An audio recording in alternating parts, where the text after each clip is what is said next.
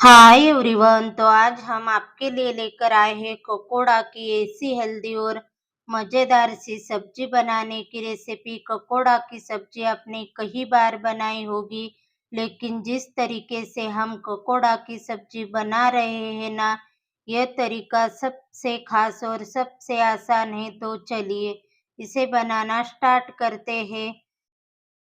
तो यहाँ पर हमने छोटे-बड़े साइज़ के 250 ग्राम ककोड़ा लिए हैं। इसे मराठी में कंटोला कहते हैं। तो यहाँ पर हमने इसको पानी से अच्छी तरह से धो लिया है। इसे अच्छी तरह से धोना बहुत ही ज़्यादा ज़रूरी है। इसके ऊपर जो मिट्टी लगी होती है, और अब हम इसको इस तरह से लंबे शेप में कट कर लेंगे। तो यहाँ पर आप आपके हिसाब से छोटे-बड़े टुकड़ों में कट कर लीजिएगा।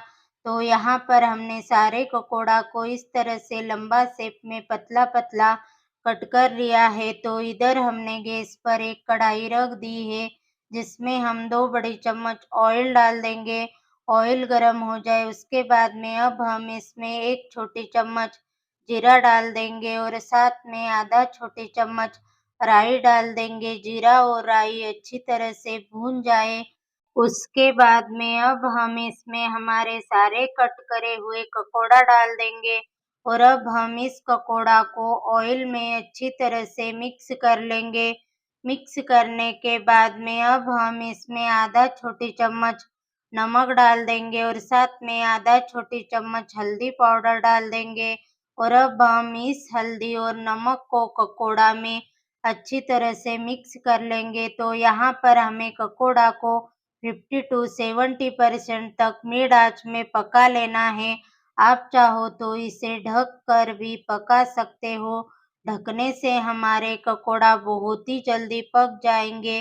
वैसे पकोड़ा को पकने में बिल्कुल भी टाइम नहीं लगता है, लेकिन आप थोड़ी-थोड़ी देर में ढक्कन हटाकर इसे चलाते रहिएगा। इसे चलाना बहुत ही ज़्यादा ज़रूरी है, और अब हम इसको फिर से ढक कर रख देंगे।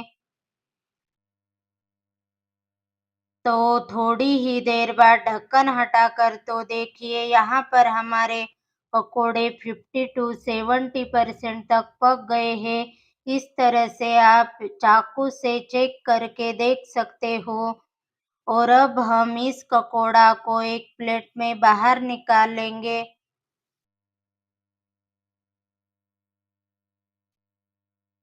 तो यहाँ पर हमने सारे पकोड़ा को बाहर निकाल दिया है।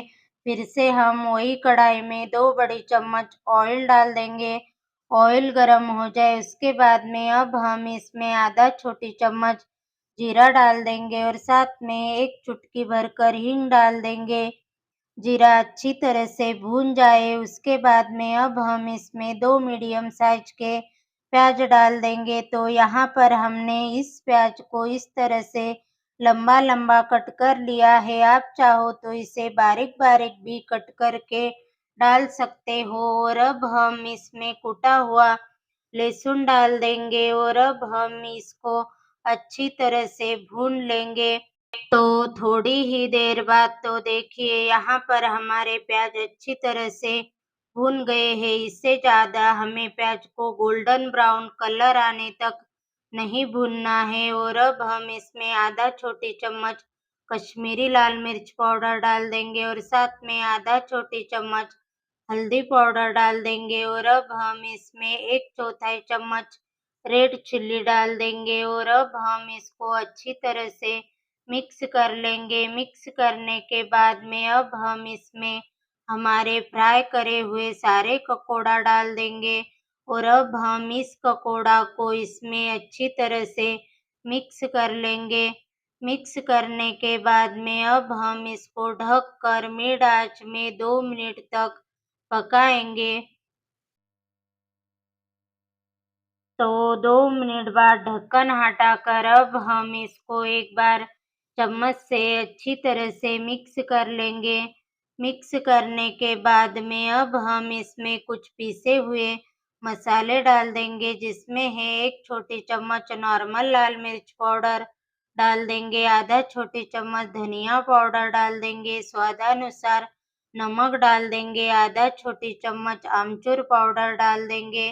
तो यहाँ पर अगर आपके पास आमचूर पाउडर नहीं है तो आप इसमें आधे नींबू का रस निचोड़कर डाल दीजिएगा। इसमें थोड़ा-सा खट्टापन आ जाएगा।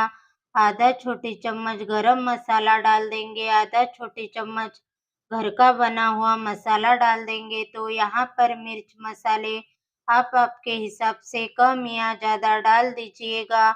और अब हम इन पीसे हुए मसालों को पकौड़ा में अच्छी तरह से मिक्स कर लेंगे। मिक्स करने के बाद में अब हम इसको ढककर 2 मिनट तक मसालों के साथ में पकाएंगे। तो 2 मिनट बाद ढक्कन हटाकर तो देखिए यहाँ पर हमारी पकौड़ा की सब्जी बनकर तैयार हो गई है। और अब हम इसमें 2-3 बारीक कटी हुई हरी मिर्च डाल देंगे और साथ में बारीक कटा हुआ हरा धनिया डाल देंगे। और अब हम इस हरी मिर्च को पकौड़ा में 2 मिनट तक मिड आंच में अच्छी तरह से फ्राई कर लेंगे।